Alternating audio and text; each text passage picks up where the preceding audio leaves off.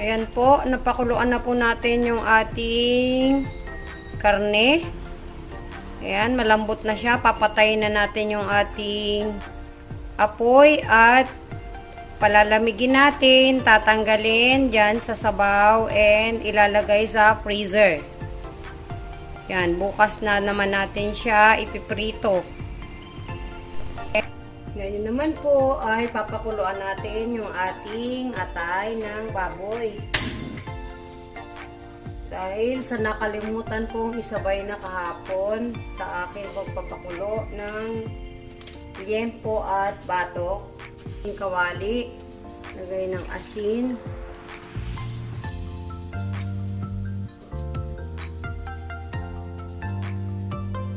pamintang buo,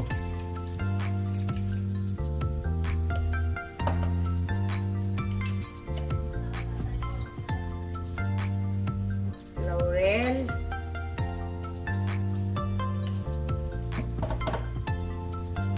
sibuyas, bawang, hindi ko na binalatan,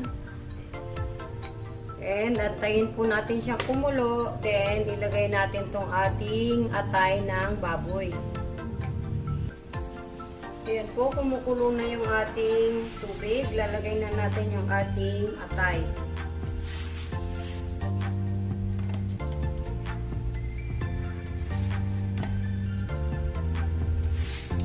Ayan. Pakuluan po natin siya hanggang sa ito'y maluto. Takpan uli natin. Okay, ngayon po ay piprito na natin. Piprito na natin yung ating karne. Ayan, good luck po sa atin dahil siguradong matalsik ito.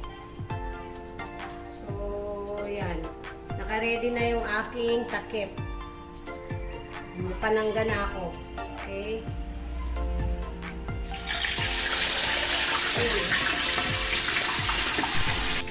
Okay, i-check natin yung ating piniprito. Hinaan muna natin ang konti. Ayan po. Wow, ang ganda.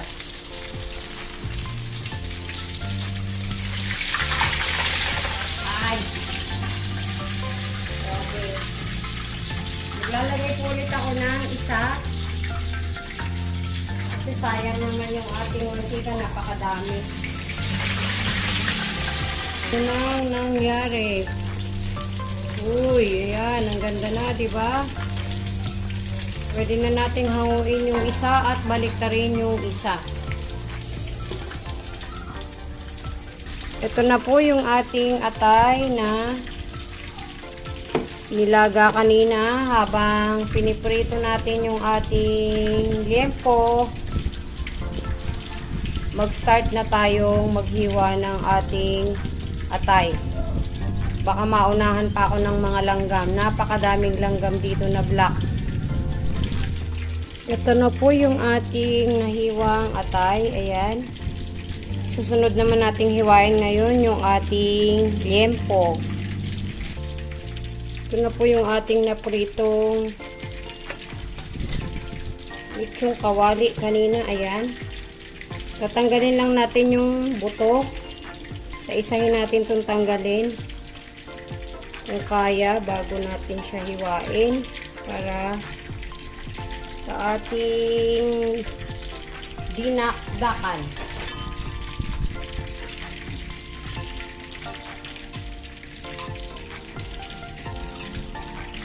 Habang piniprito yung iba, magsimula na tayong maghiwa. Kasi kung ito yung meron pa tayong makikitang parang nagdudugong part, ibabalik natin sa ating kawali, sa ating mantika.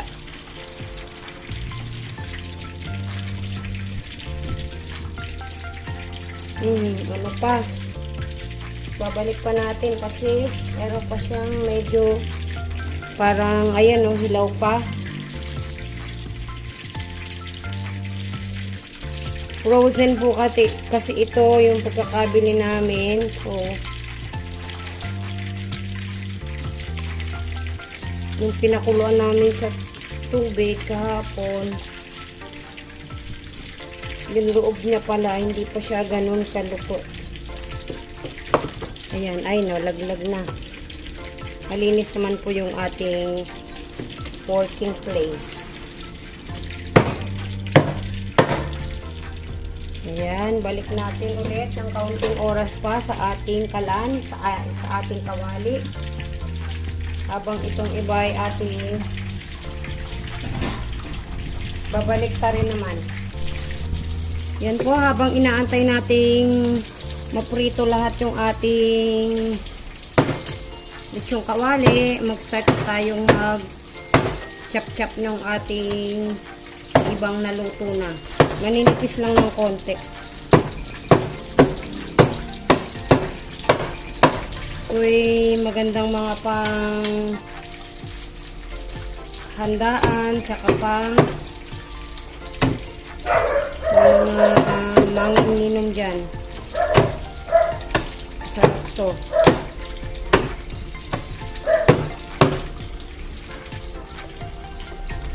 Okay, now, ititimpla na po natin yung ating dinakdakan. Ayan, ito na yung ating karne, yung ating gempo at konting batok.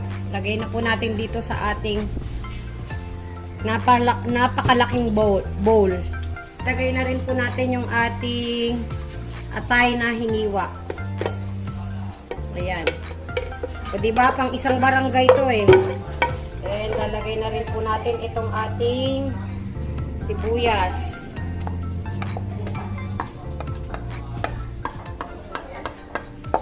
Ating luya. Pinino ko lang para pwede na rin makain. Ating siling green. And ating paminta. Asin.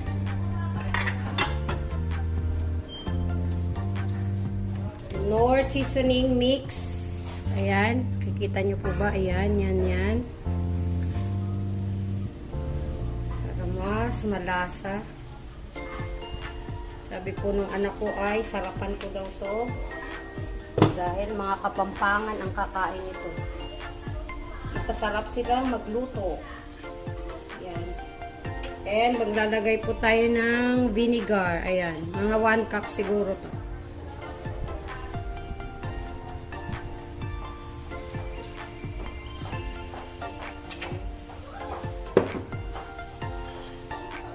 And maglalagay po tayo ng ito, lemon.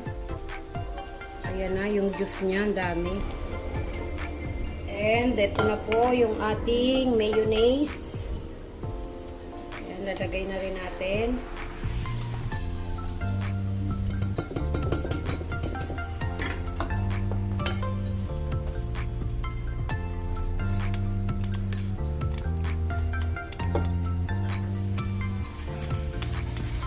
And then mix lang siya.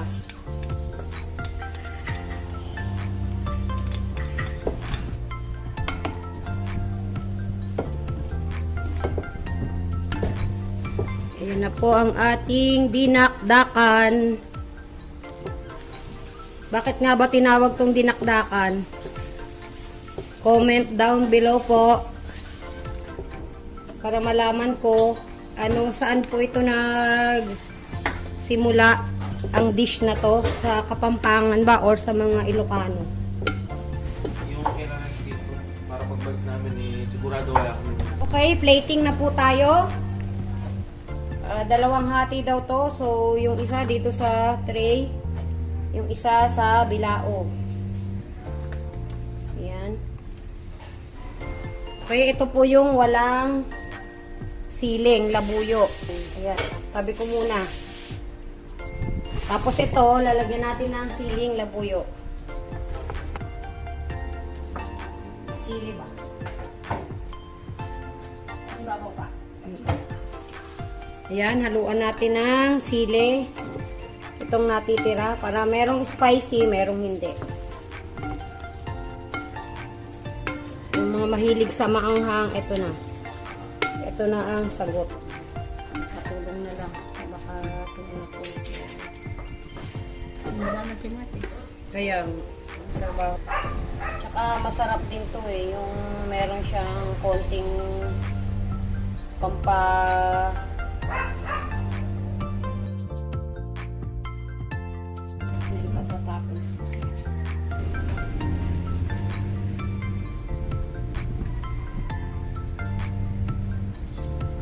okay, ito naman pong hindi maanghang ang ating lalagyan ng design.